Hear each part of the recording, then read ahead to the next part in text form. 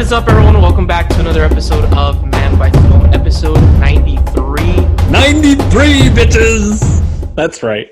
I'm one of your hosts, Branden, and that rude-ass motherfucker over there is my cousin, Luis.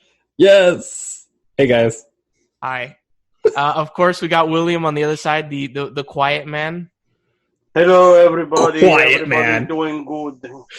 Quiet man, my ass. And, of course, we got a special guest for a while. We got Zach joining us again. Hi, it's me, Zach. I love that. Yes, you are. As Like a Pokemon, I just say my name. Oh, my God. Zach! If you're joining us for the 93rd Come back, time... Zach! Come back! Jesus Christ. I'm just picturing... Did you guys ever watch the... well, Lewis probably didn't, but the Pokemon movie, the first one? Yeah. The Mewtwo? Yeah, the one with Yeah, Mewtwo that was in it? fucking awesome, dude. Yeah. Do you remember the part when, like, Ash turns to stone and Pikachu is just crying over his, like, dead fucking corpse? Yes! Oh my god, that was so dramatic, and yeah. Why did you send us a picture of Poopery? Stop. Look closer. Bandito, get down. All right. If you're joining us for the 93rd time or the first time, we are a weekly movie podcast where we talk about movie news. Not anymore. Scratch that off. We review one movie altogether. Wow. I don't know if you're laughing at me or what Lewis said. I at this point, I don't even know, Nope, bro. I'm laughing at you right now. Oh, thanks. We review one movie altogether, and then we review 3 individual movies. And we have a new segment that is replacing movie news. Yes. That perfect segue into it. Zach is reviewing every single movie directed by Steven Spielberg. One movie every episode. Yes, sir. Today's the second one, and it's called Spielbinge. Spielbinge. I decided it has a theme song. How'd that land? Did that... We good? Zach, I choose you. Go. Use Spielberg attack. Oh, yes. So Wow. this week I watched his second third feature-length film, but first full theatrical release, the Sugarland Express. Yes! It's- Thelma and Louise done Spielberg style. Yes, it is yet another car chase movie, curiously. Goldie Hawn and her fugitive husband, the bad guy from Ghostbusters, they go Bad guy on... from Ghostbusters? Zool? No, the Dickless. The Dickless. Dickless? And he's The in dog? The bureaucrat, dude. The Yeah. bureaucrat. Oh, him. Okay, yes. Dickless. So, Come on, guys. Yeah. Get with the program. I know what you're talking they about. play a couple on the run from the law in deep Texas who kidnap a police officer and go on a very low-speed car chase through Texas. Yeah, seriously. And it is straight up captivating. It's Right. So again, good. it's his first intended theatrical release, and so it's using long takes. It's really experimenting with where to put the camera. He's really starting to get his voice down. It's his first collaboration with John Williams. Yes, that's what I was about to ask you. I He's didn't missing remember if my it voice. was. The score is phenomenal. It matches the tone so well. It's not the orchestral John Williams sound that you're necessarily used to, but it really it has elements of that, like you really hear him coming into it too, which didn't really occur to me that I'd be watching him grow and find a sound as well. Yeah, Sugarland Express. I've only watched 2 so far in my Spielbinge, but hashtag Spielbinge. But this is definitely the first one that felt like a moment. Like this is a fantastic film. This really, I'm surprised that this isn't a more popular one in his catalog. Like this is more of a deep cut is really surprising to me because it's really good, and it's Goldie Hawn fresh off her Oscar. It's his first collaboration with Williams. It's got a lot going for it. So It got a lot of attention back in the 90s and stuff like that, and it was a major film in the 90s. But in the 90s. Yeah, it fell like kind of off because of all of the major films that Spielberg did that just kind of threw it to the side. But dude, well, yeah, Jaws came out like a year later or something. Yeah. But I mean, in the 90s with Jurassic Park, with all the other movies, the major films that came out in the 90s that he did. Everything. Yeah. Like everything else kind of fell to the wayside, and this kind of fell to the bottom of the catalog. But even Spielberg's least known films and least successful films are still really good and entertaining films. Oh, this is captivating as hell. Yeah. And it was way more tonally even than Duel. Like this, we have transitioned from like late 60s, early 70s TV into like 70s cinema. Like this is a film of the 70s. Would you call this cinema? Fancy shit? Cinema? I would say it is. I think it has a lot of elements. You could see Spielberg actually trying to play with the camera, doing all this. You could see that he actually got a cinematographer that was willing to work with him, and it was interesting to see that. I think he once again just makes driving look so cool, right? I do have to say though, it as I said, it takes place in deep Texas, and it is so very Texas that I did have to put on subtitles. Their accent comes in, and you're like, what are they saying? That's hilarious. Yeah, I find it more captivating. I think that this was more captivating than, say, like a Thelma and Louise. I think Goldie Hawn does a fucking bang-up job in this. Like, just completely blows that character out of the water, and honestly, probably one of the better roles I've seen Goldie Hawn in a serious dramatic role. And that's saying a lot because she has some good ones. But I honestly like this. What would you give this out of either a 5 rating or a 10 rating? I mean, I'm gonna go a 9. Like this was fantastic. I would probably go 8. But yeah, I definitely happy agree. That I now know of this, have this in my library. Like I am glad to be familiarized with this movie. I definitely have to open up my eyes because, like Duel, I've never seen Sugarland Express, so I definitely have to open my eyes and go out of my way to try to check out his older stuff because you guys have definitely piqued my interest with these 2 movies. Yeah, so far we're 2 for 2. Yeah, right? two for two, and I feel like we're definitely gonna be next week is Jaws, so yeah. God, I love that movie. So, I definitely have to check out Duel and Sugarland Express. Sugarland Express is actually streaming on Cinemax right now, so if anybody has Cinemax now, they could actually watch it. You mean Skinamax? Yes, Cinemax. No, where every person would get their porn for free. Their software porn. The Scramble channel. Right? I can see a boob. I think that was a nipple. That was a nipple. Pause. So, so this is exciting because now we're getting into like the arguably like the bread and butter of Yep. Higher profile and more. Yeah. We got Jaws, and what's after Jaws? Close Encounters. Yes. Dude, yeah, he is not messing around next. Like Jaws, Close Encounters, 1941, Raiders of the Lost Ark, E.T. Ooh, bangers. Yep. Yeah, it's gonna be a good couple weeks. And MASH. What? No, you said bangers. I'm like, and MASH. Oh. I haven't had dinner. I'm hungry. So any closing statements on Sugarland Express, Zach? No, I was really vibing with it. I definitely recommend this. Awesome. I definitely agree. So you said Sugarland is on Cinemax? Yes. Okay, so if you have for the probably like 2% of our listeners that have Cinemax, because God knows who the hell has Cinemax nowadays, you can watch Sugarland Express.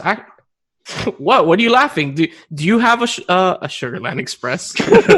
I have it. Yes. We all have a Sugarland Express in our hearts. Louis, do you have in the '80s? It was called cocaine. Louis, do you have a Cinemax subscription? No, I haven't had one since I was 10, and that wasn't a subscription. That was a fucking Scrabble channel.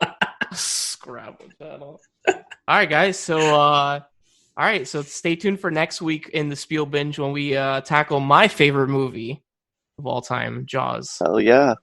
It's gonna be super good. Spiel binge, spiel binge, spiel binge, spiel binge. You know, if I ever see Spiel Binge on, like, if anyone ever coins Spiel Binge on Twitter, like hashtag Spiel Binge, I will forever think of Zach and fuck that person, whoever did it. Actually, we've already coined it. We've trademarked it here. Have we now? We have. There you go, listeners. So hashtag Spiel Binge is an actual thing. Thanks to Naomi's wonderful image last week, we have officially coined it because it's stamped with the date and everything of when we started this. Haha. So there yes. you go. So if you have crazy things to say, do you have a Twitter, Zach? At Zach Tweets now, but I'm rather inactive. I'm very poor at being a young person. You know, it's funny. I'm poor at it too. I'd rather I'm a what's that shit called? I'm a lurker. Yeah, I'm a lurker. Yeah, definitely a lurker. Instead of a poster. So hey, but if you want to tweet at Zach with the hashtag Spielbinge and talk to him about the movies, then yeah, hell yeah. Or whatever Let's other. do this. And also bring up anytime you guys have any conversations or anything, go onto the Manbitesmedia Facebook page, and we have pretty much changed it into a very active page now, thanks to wonderful help. And just we're becoming a lot more active on it now. Thanks to the wonderful help of Lewis's girlfriend.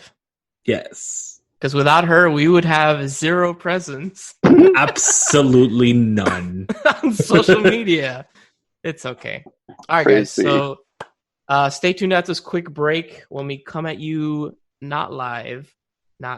With our new... I forgot. With our new, not so new segment, the movie bucket list. I'm terrible at this shit. It's Feel bad.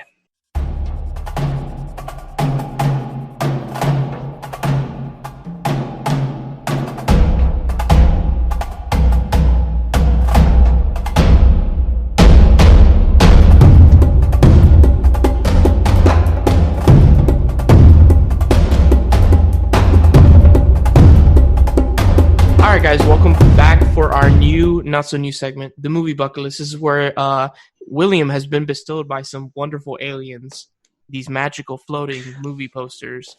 I don't know if they're wonderful anymore. Yeah, whatever. It depends on who you are. We're running out of movies too. Basically, we're running out. Hopefully, there's no horse movies. So on these posters, there are movies that by these wonderful aliens, they say that you should have watched these by the time you've died. No horse movies. William surprises Lewis and myself. But you have to remember, there are some movies that we're going to be skipping over because they're like the Bollywood movies that we would never watch. So I get to pick the replacement. Okay. All right. So yes, but they have to be movies that are actually good. Shut the fuck up. So William surprises Lewis and myself, and then we debate amongst ourselves if it should or should not be on this list. So William, what's the movie? The movie this week, gentlemen, is a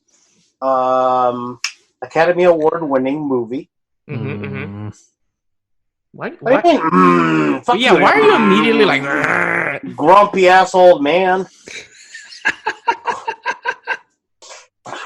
Seriously, Naomi, how the hell do you do that day in and day out?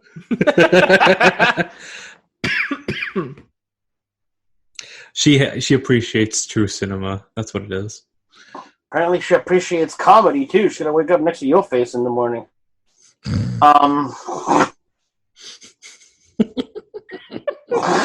What's the movie? Alright, so I actually thought that this movie had been nominated for the Academy Awards. It has not. It's been nominated for BAFTA Awards, Golden Globe Awards, and Screen Actors.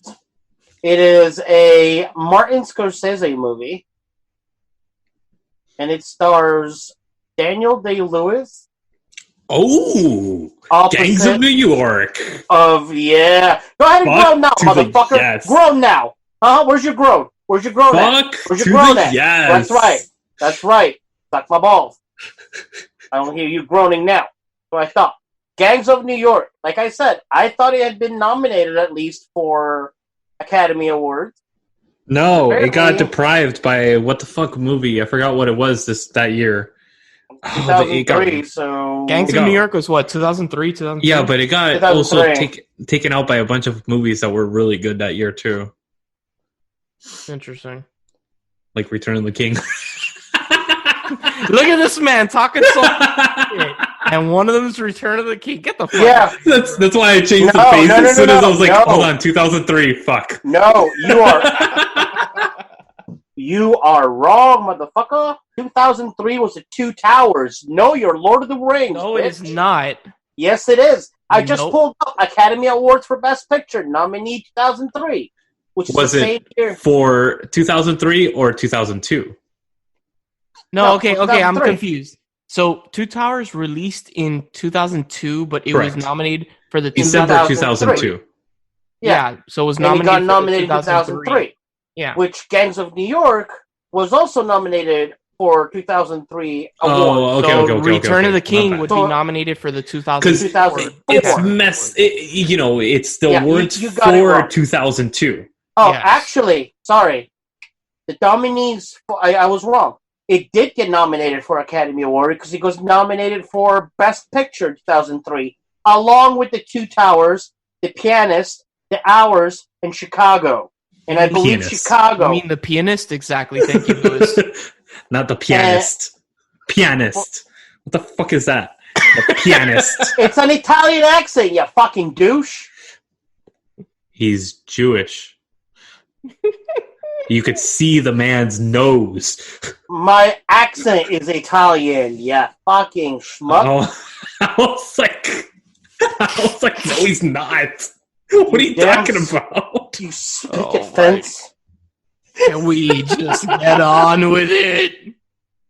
So anyway, Ah, Gangs of New York. Yes. he still got a nomination for The Lord of the Rings wrong because he said The Return of the King and he was Two Towers. So, fuck You know him he's up. never gonna let that down, right? Nope, Yeah, whatever. He just Never. fucked up royally. he did. Anyway, so Gangs of New York is on this bucket list of a movie. 5 points. Yes. Oh, God. Okay. What is it you like so much about the movie? I love the comedy in it. It has the best sense of humor I've ever seen in a movie that a lot of people don't see the humor in it, but I fucking love Day-Lewis's character in this. The Butcher Boy is forever going to be like one of my favorite all-time characters. The guy is fucking brilliant. And I love the way the pacing of this film is. Every moment of it is done for a reason. It's done intentional. It's master filmmaking at its best. It's Scorsese actually doing good shit. That for a while there he was doing crap. So it was like, yeah. Wait, what was Scorsese doing before then? That was shit. Let's see. Let's pull it up. Now you see that I just called out Lewis and he just was Yep. bullshitting. Yep. the entire time. Let's hear the snob come out. Where's that snob at, Mr. Grumpy old ass man? My Voyage to Italy, Kundun. Fuck those movies. Bro, I've never even heard of these movies. What the fuck? Age of Innocence. It's like it was either hit or miss with his movies. because you know, Taxi Driver, Goodfellas, Raging Bull. Yeah, but that was way Casino, before, those dude. were all shit. Yeah, No, but he's talking like right before, I guess, Gangs in New York. And right. also all the movies after that, like Hugo. 2011, he lost his shit. Hugo was fucking good. No, it was not. That movie was shit. It was. It was not. That movie was shit. Don't Wolf worry, of you Wall got- Street, you- that was Age of horrible. Innocence. The Wolf of Wall Street was not horrible. What is wrong? Yeah, with that you? movie was stupid as fuck. Okay, we got the patented stupid as Couldn't- fuck. Doesn't even argue. Doesn't even give right. a good argument. Fuck off, dude. Kundun was a good movie. No, it was not. That was the most boring shit I've ever seen in my life. Shark Tale. Now that was like Shark Tale. Ooh, sorry. No, that's shark bait. I know. You uncultured swine. Now you got my patented uncultured swine. So, what do you think of Gangs of New York, William? I liked it. It took me a couple of like looks at because like the first time I went into it was going like I'm tired, but I got a chance to see it, and and it wasn't as enjoyable. But then when I watched it a second time, it was like middle of the day. It was more refreshed. I definitely enjoyed it more. I thought that it was a little long, but it's almost 3 hours long. Yeah, but like Isn't that the norm though with Martin Scorsese? For Scorsese, yeah, pretty much. Like,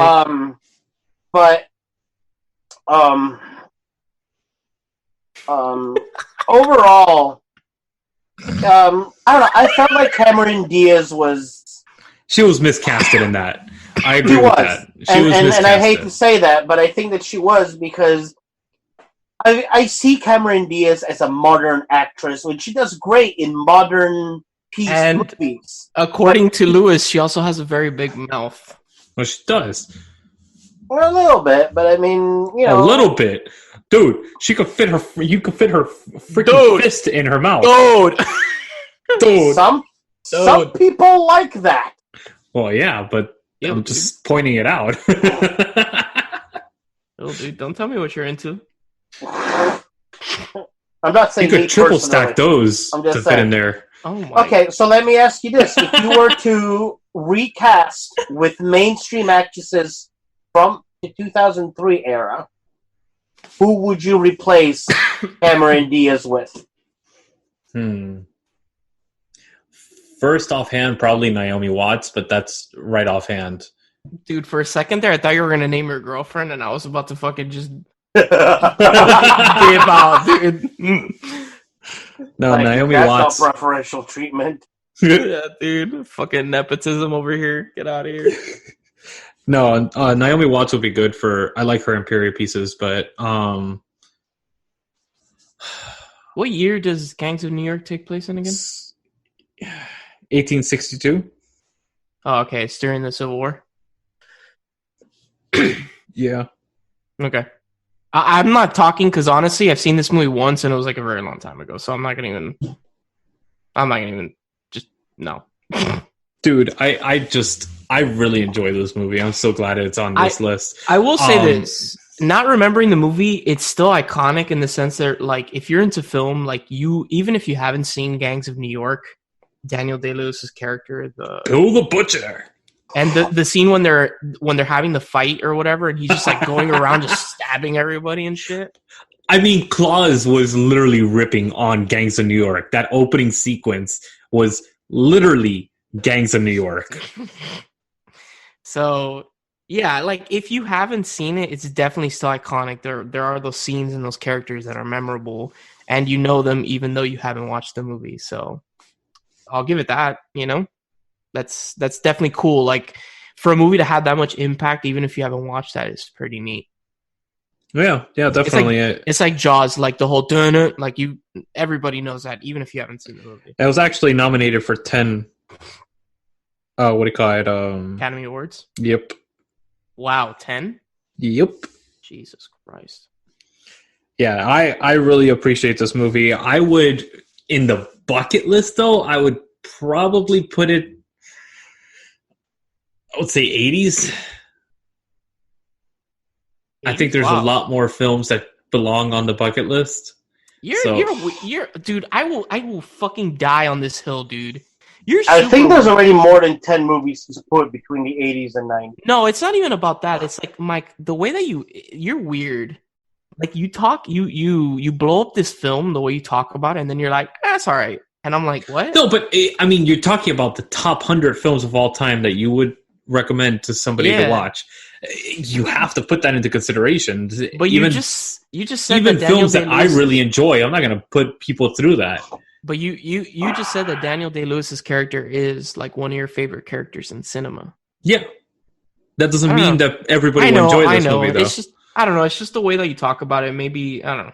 To me, it's like, damn, dude, you blow this shit up and then you just shit on it right after. It's funny. Not that you shit on this movie. But honestly, like it has the accessibility is not there for a lot of audiences. I don't think that everybody will be able to watch this and appreciate it. For sure not. And it's 3 hours long, epic tale, and it's not the fastest movie. It is very slow, like William said.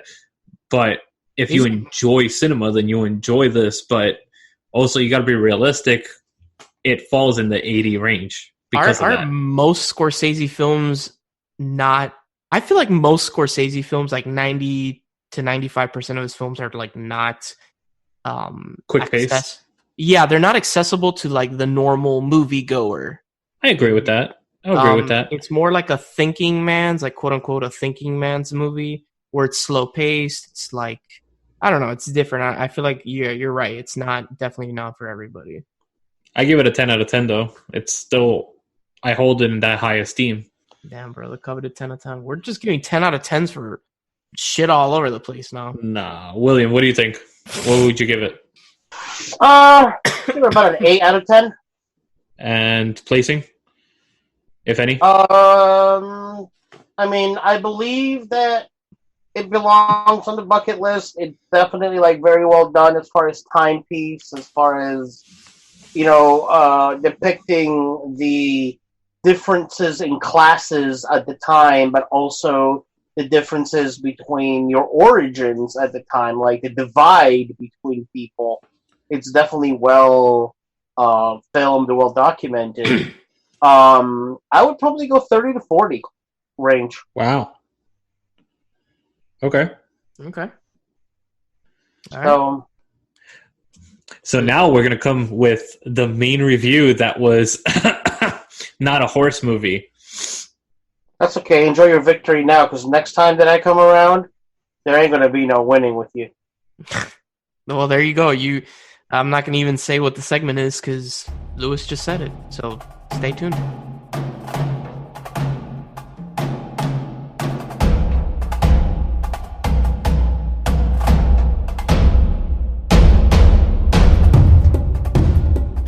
All right, guys, welcome back for the main segment of our show, the main review live. This is William's pick, decided by the audience. Epic battle, and thank you everybody out there that actually came out and supported a good film rather than the shit trifle bullshit horse movie that William was trying to make me watch. I would not say that Fractured is a good movie, but what? Let's go with that. All right. So the audience decided, and we're reviewing Fractured, which is streaming on Netflix. It stars Sam Worthington, and that's about it. Wow. So Sam Worthington is he's married, has a daughter. 6-year-old daughter. They're on the way to his in-laws' house for... And we're going to keep no spoilers, by the way. Sorry. Are we spoiling? No, we are not spoiling until the very end of the segment, at least. Okay, cool. Gotcha. You can't connect to the Wi-Fi network. You might want to check the connection settings in the Google Home app. Google, shut up. Yeah, I don't know why that happened. Sorry about that. Sorry about that, everyone. That was funny, though.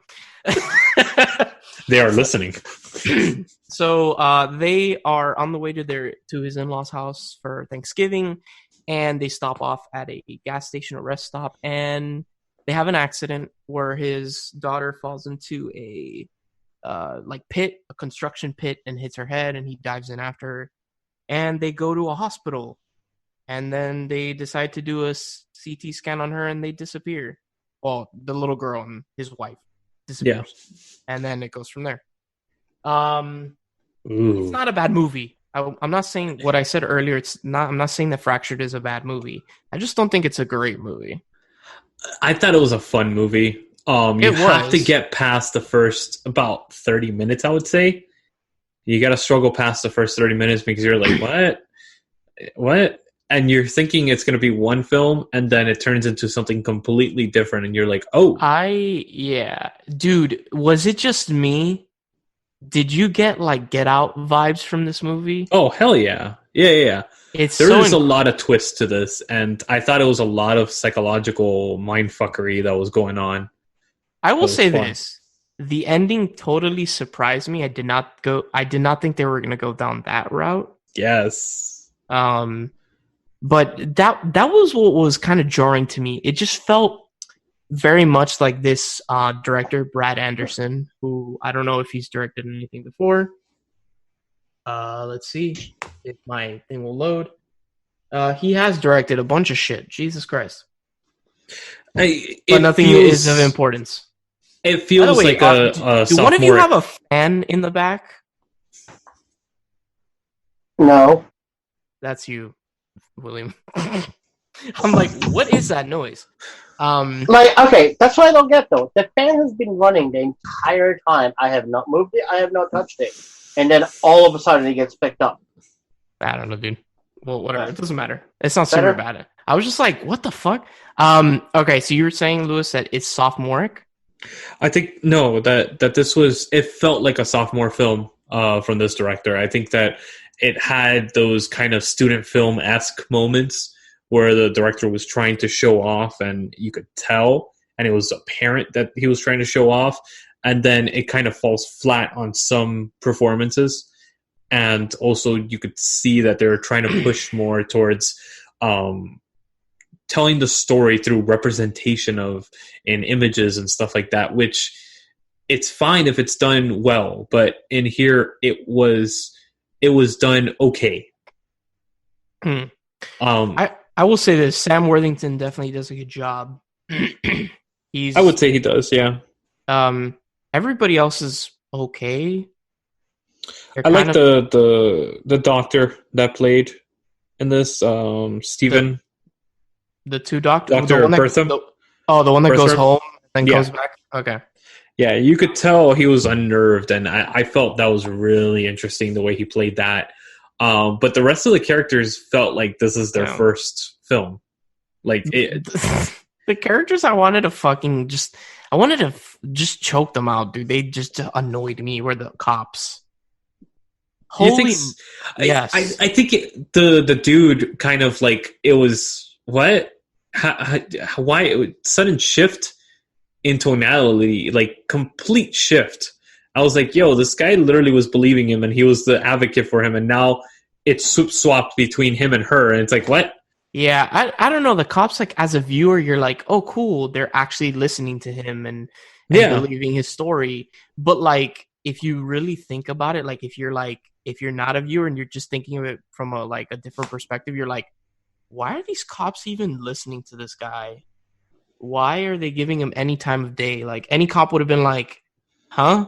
I don't know. It threw me off a little bit. And also just, it just felt way too much like Get Out, and Get Out is such a better movie. I'll agree with you. I do feel that it was entertaining, but don't expect it to be like great cinema or a classic or anything like that. It's a fun time, and I don't regret watching the movie in any way or form. I thought it was entertaining for what it was. I would probably range it in the 6.57 range.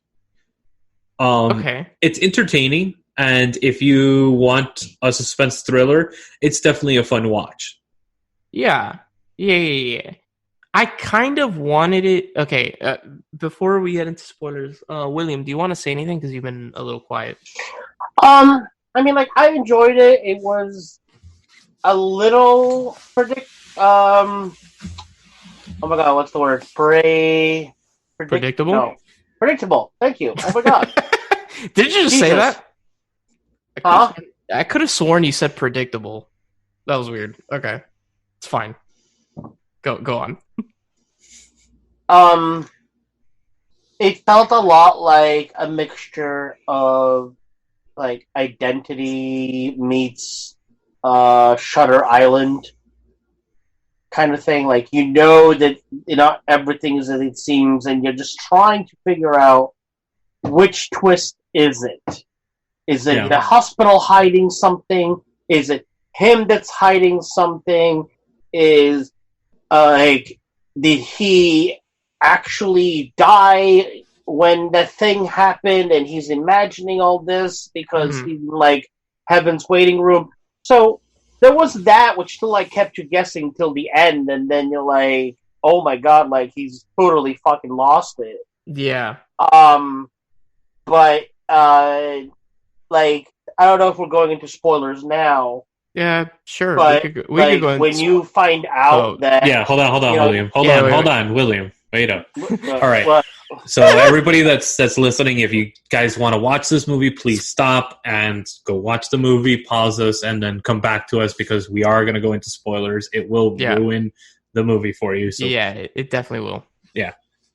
So spoilers. Now you can go ahead, William. Now, William, you can go into your spoilers. So when the girl falls and he falls after her, and then everything fades to black, and then it reappears, and the first thing you see in focus is like that metal rod that's like inches from his face. I'm like, that's gonna come into play. Somehow that's coming into play at some point. And sure enough, it does at the end, which, I mean, yes, I'm spoiling it, but I'm not gonna fully spoil it for you guys. No, at this point, just spoil. Like, we said spoilers, so whatever. Well, like, when he shoves his wife out the way, and she falls headfirst into it, and you realize that both the little girl and the wife died.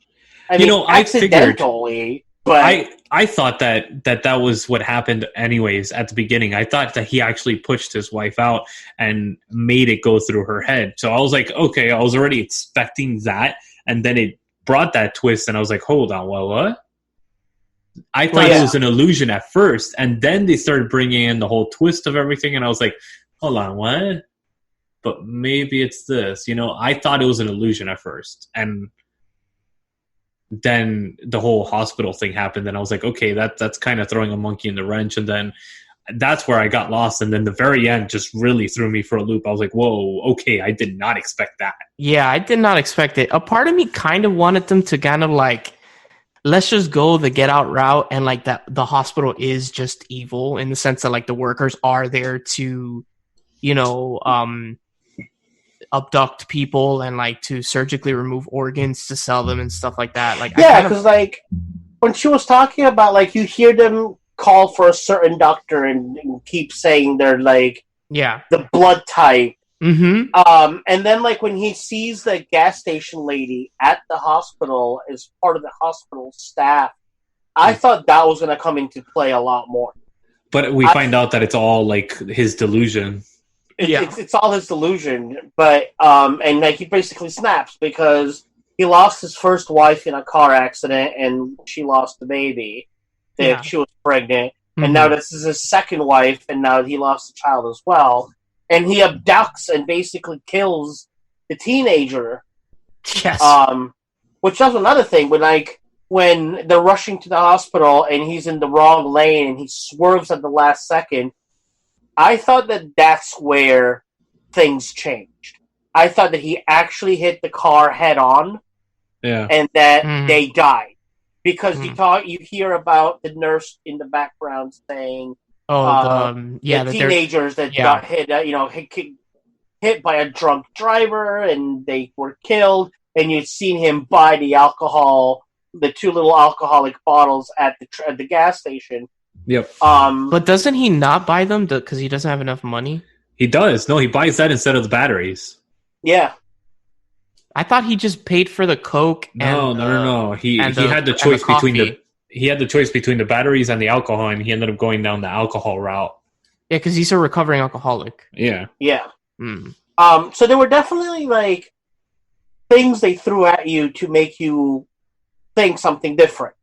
I would have preferred it to end with the way of like the hospital actually being like these body part donor people. Same. Like I would have loved that aspect of it and gone down that but I think that would have gone more down the sense of horror movie versus psychological thriller type of thing. But that's why I like horror movies. But also I feel like if they went down that route, it would have been just way too similar to Get Out. Yeah. Like, way too But similar. I thought it would have been a better film if they would have done that, honestly.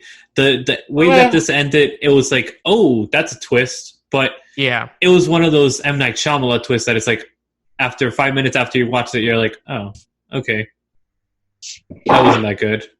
I mean, I enjoyed it. Better. I would give it like a 7 out of 10, and I definitely recommend it if you like in that kind of like psychological thriller kind of thing. But Yo, my thing. The entire time I was thinking at the end of the movie, I'm like, yo, are those cops gonna die? And that like psychiatrist, are they gonna die in that fucking thing? Because they're just locked in there. Like, are they just gonna die in there? Like, is that old lady gonna come to work, or like, is she off for the rest of the weekend? Can you imagine being stuck in a rest stop bathroom all night? Fuck that. That's gotta be really bad. That you have to sounds horrible. freaking get a hepatitis shot when you get out of there. It was definitely interesting. Did I want it to go down like another road? Sure. No pun intended. Can you imagine if somebody had to take a shit? Dude, look away, you know? I don't know. Look away. What are you gonna do about the smell? Dude, at that point, I don't even think they give a shit about the smell. So yeah, I definitely wanted it to go in a different direction, and it didn't, which is fine. It was definitely an enjoyable movie. I don't regret watching it whatsoever. I think it was a fun pick, and I agree with William. I'll give it like a 6.5, 7. I think it's a good, like, if you have nothing else to watch and you want like a good time, watch Fractured. So far, this is one of the best movies Williams recommended, though. Jesus, man. Why do you have to throw jabs at him like that? Because it's true. What a piece of shit, William. I love you, bud. Don't listen. no, it's good. It's good. His comeuppance is coming the next time it's my turn to choose, and he's not going to like it. You know that, like, I'm part of this too, and I got reprimanded for you also. Like I told everybody else, William, I have movies lined up, ready to go. I went into Bring 'em. I went into a before we end this segment. I went into a Facebook thread where you were talking with someone, Lewis, about Serbian film and shit like that, and I refuse. I refuse. Whoever you are, if you're listening, Eric Holmes, I love you, man. Eric, sorry that I didn't remember you, bud. Thank you for listening, but I forbid it, dude. I if you ever pick Serbian film, I will not watch it. I've never seen it, but I've heard atrocities, and I will not. All right, after you put me through a cannibal holocaust, fuck you. Okay? Piece of shit. I love you too, Brandon. Thank you. That was my rant. That was my rant. We're gonna end the segment right there. Stay tuned. Comeuppance is coming. Oh God. Remember these words. Stay tuned at this quick break when we come at you, never live, not live, with the final segment of our show, the individual reviews. One could say that nay is the word. Oh my.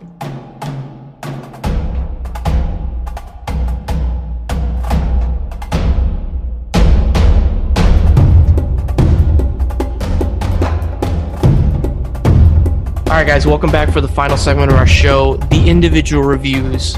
William is going to be going first. Dun dun dun! And the plot thickens. Does it? Hey. Never. Speaking of plot thickening, Oh, Jesus. I had a good drama mystery movie I watched on Netflix. Are you sure it's on Netflix? Yep.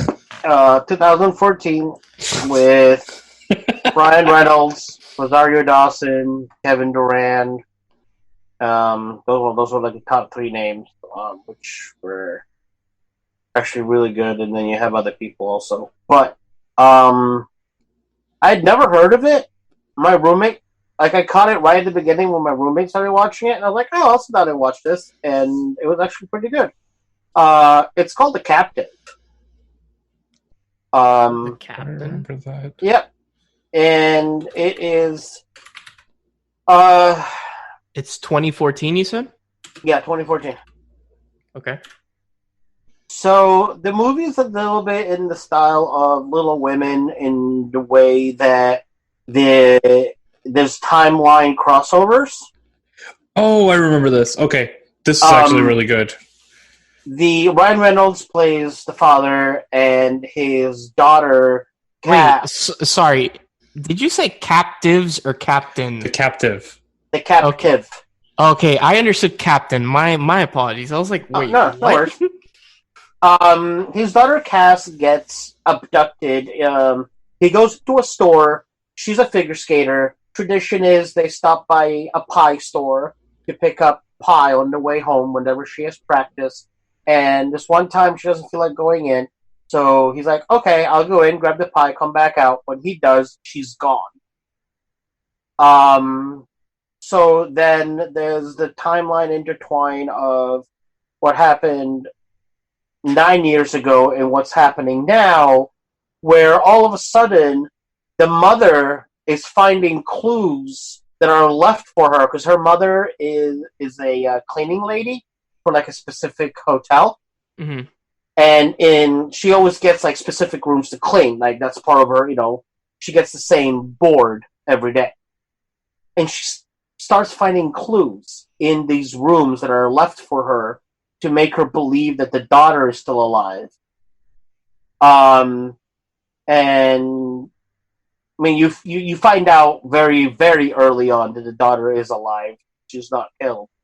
But then, obviously, Ryan Reynolds is seen as like the father that like lost his mind, and that he's out looking for her, and nobody gives him any real chance of finding his daughter, and he's the one in the end puts all the pieces together and is able to actually realize what's really going on.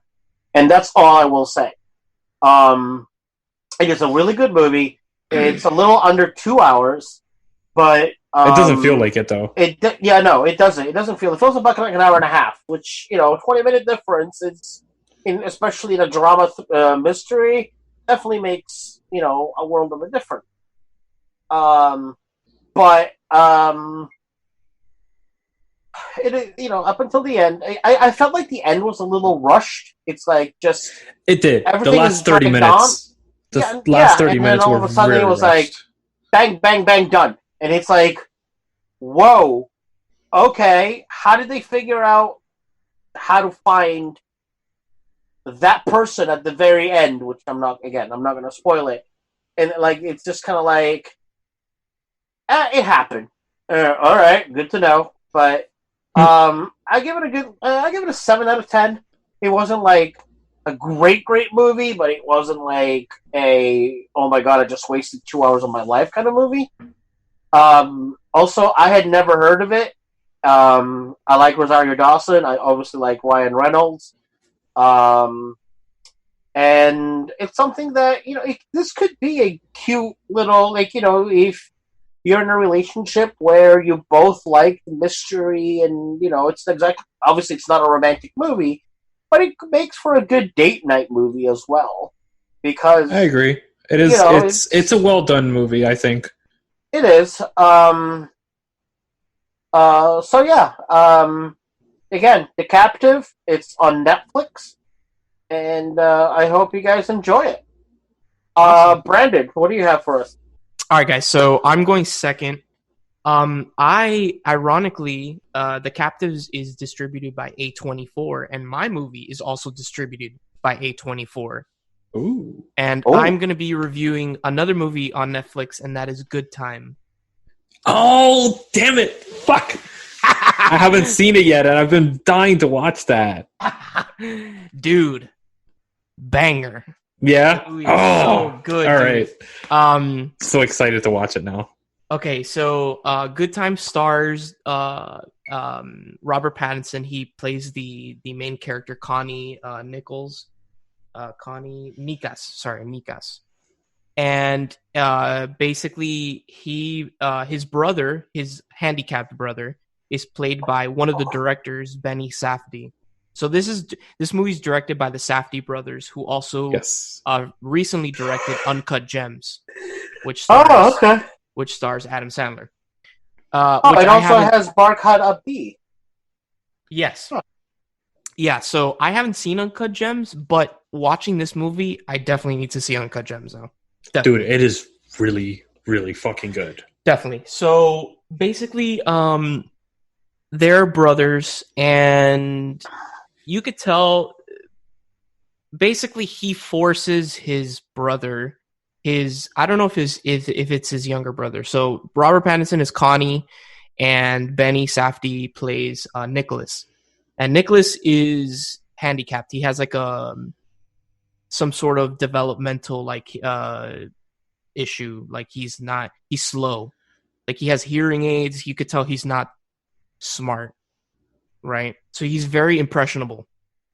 So Connie gets his brother and they rob a bank in New York for $65,000. And when they're leaving, by the way, this happens within the first 5 minutes, so I'm not really ruining anything. And when they're leaving, the die pack goes off and their car that they're in basically crashes. Oh shit. Okay. Nicholas gets caught and gets arrested, but Connie gets away. And basically the movie is Connie trying to get his brother out of jail in one night. Oh shit. Trying to get money to bail his brother out. The movie feels gritty, man. Like it feels like you're in the underground of New York, like you're in the mindset of a criminal who is at I don't know if Connie is a criminal, but he's definitely criminal enough that he robbed the bank per se. But I'm not saying that he's a criminal that will kill a person or anything. It's just and him just trying to get his brother out. That you're throughout the movie, you're is he doing this because he loves his brother? Yes, he loves his brother, but also you feel like he's very manipulative towards his brother because his brother has an issue. So the movie feels gritty. It feels really dark and it's a good crime thriller. It feels good. The movie's an hour and 40 minutes. It goes by very quickly. I was always on the edge of my seat. I was always having a great time. I honestly haven't seen many movies with Robert Pattinson, and honestly, he acts very well in this movie. He does a great job with his films, honestly. He really does. I always gave him shit because of his fucking horrible atrocities of Twilight, but honestly, dude, he does a good job in these movies that are outside of that. One of my favorite parts of the movie is actually the soundtrack. The soundtrack is done by Onio Tricks Point Never. It's literally imagine dark electronic music. Okay. Imagine if you're in the underbelly of a city with the criminals and stuff, and there's playing just straight up electronic. A gritty version of Explosions in the Sky. Yeah, it's I don't know. I felt like the music went really well with the movie. Honestly, I was very pleasantly surprised to a point where I need to see Uncut Gems because really I feel good. The Safdie brothers, they definitely have hit a niche with the whole crime thriller thing going on. Yeah. Because Uncut Gems is literally the same fucking thing.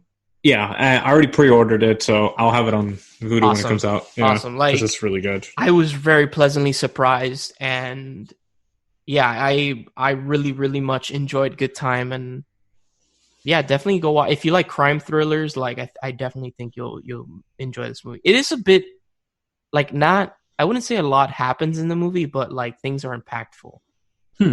Okay. So definitely watch the movie. Real quick, since we're talking about Pattinson. Yeah. And I know it would normally fall under movie. Oh, I know what you're talking about. What do you guys think of the Batsuit?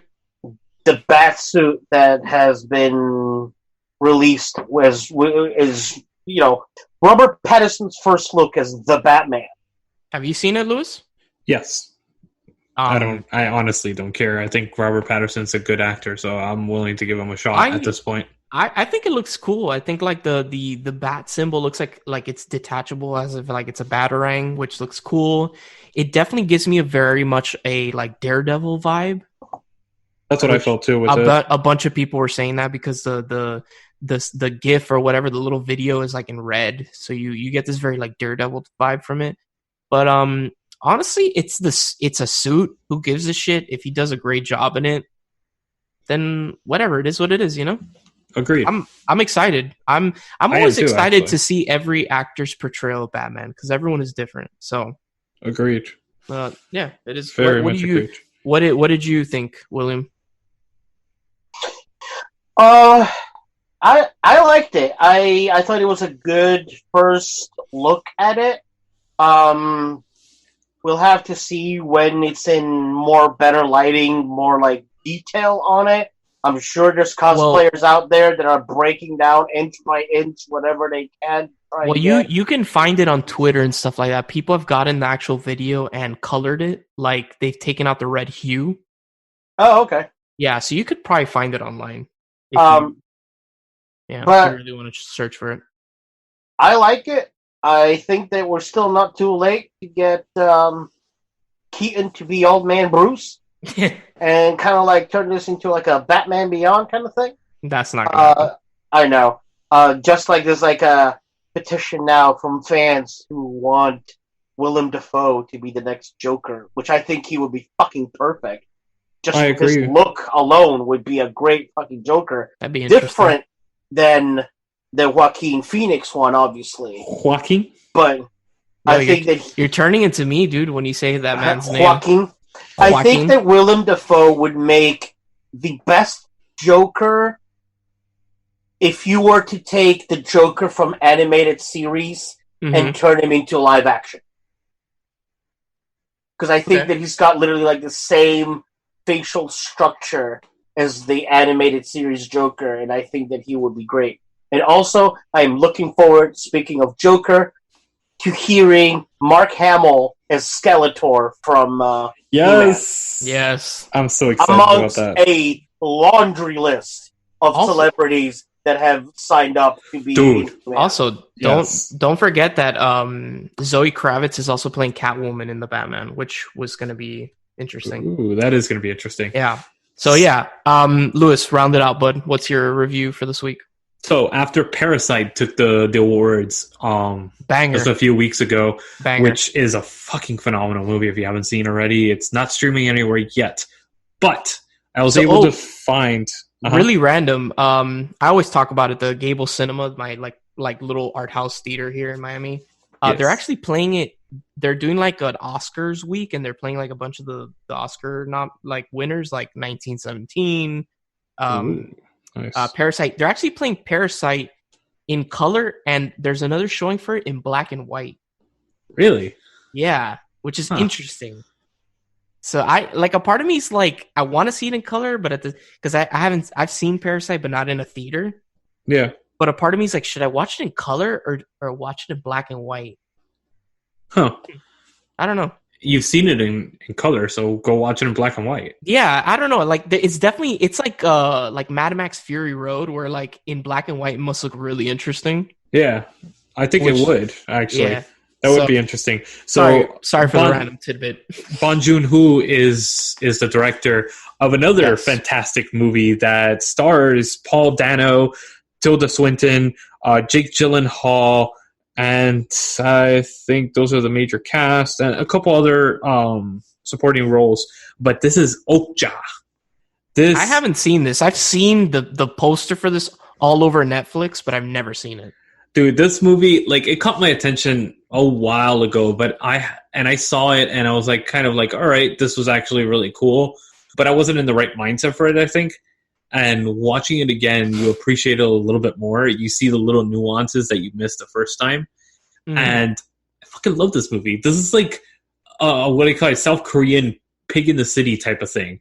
It felt very much like that. And it's basically the story of this company, this genetically modified company that they what do you call it, make products for food consumption and all that stuff.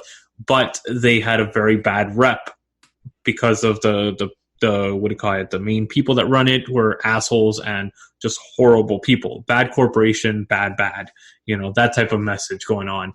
And they try to revitalize their image by saying that they're going to go non-GMO, all this stuff, and go completely consumer friendly, and they are going to make these super pigs that aren't going to affect the environment and all that stuff. And they create 10 super pigs and they scatter them across the world to different farmers that they hire.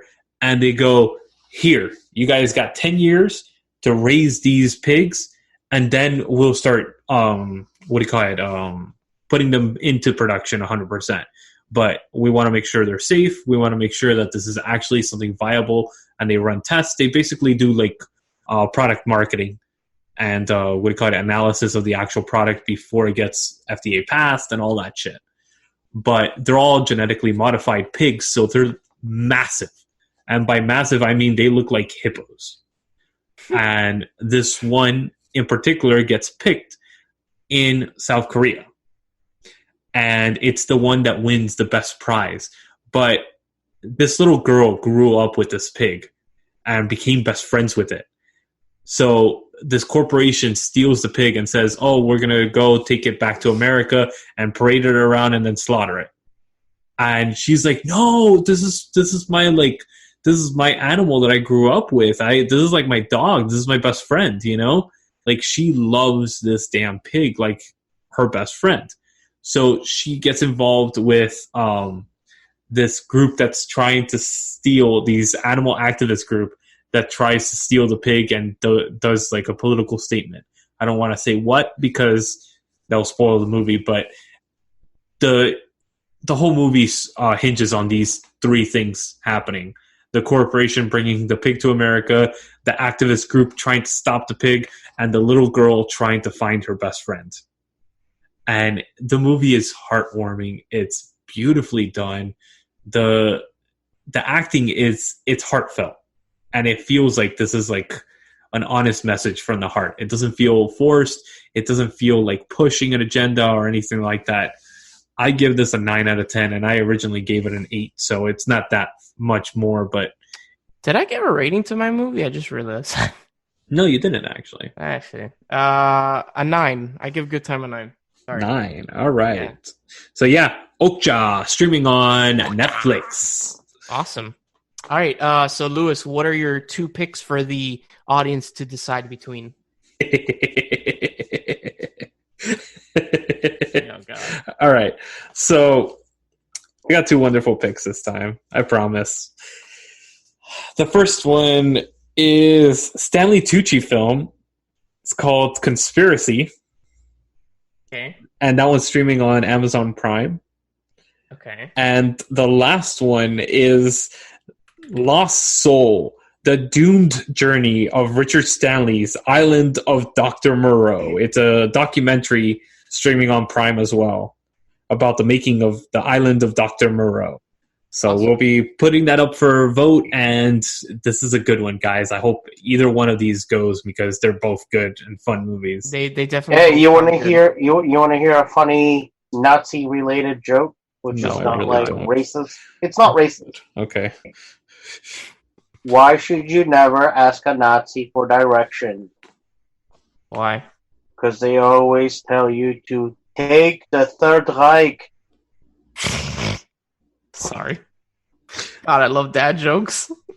So apparently Samara can hear me from the other room because she just messaged me, please stop butchering Kenneth Branagh's name. And I think I still butchered it anyway. My bad.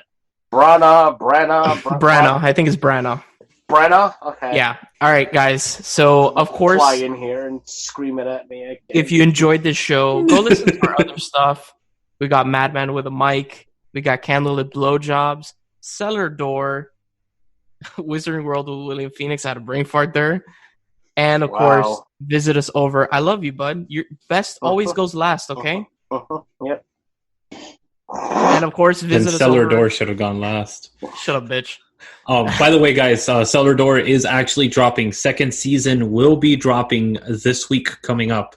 So please stay tuned and resubscribe to the channel if you haven't already, and check us out if you love Lord of the Rings or fantasy audio dramas. If you like El Señor de los Anillos, that's probably like 1% of people that listen to this can actually knows what I just said. Yeah, and of course, visit us over on manbitesfilm.com, our sister site, diverselygeek.org, and our brother from another mother, John, over on YouTube at Narcotic Casserole. And of course, before I say thank you to you two wonderful gentlemen, let's give one last thank you to Zach for joining us for the Spiel Binge. Always. It's always a pleasure to have him on. Always. Thank you, Lewis. Thank you, Brandon. Thank you, William. Thank you, Brandon. I'm going to say my name one last third time. I'm Brandon, and we'll see you guys on the next episode of Man Bites Film.